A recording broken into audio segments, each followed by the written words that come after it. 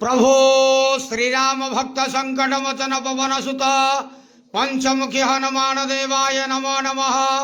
दीपं यदि परम ब्रह्म दीपं यदि जनार्दन दीपा हरतु मे पाप पूजा दीप नमस्तुते। प्रभु पंचमुखी हनुमान देवाय नमो नमः।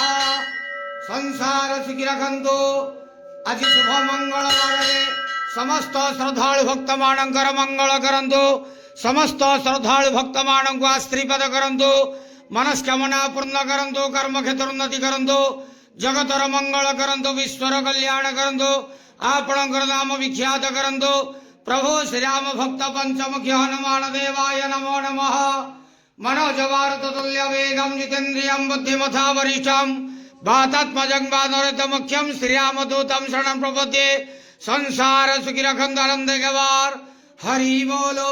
आज शुभ मंगलवार रे समस्त श्रद्धालु भक्त मानकर मंगल करंतु आनंद गवार हरि बोलो।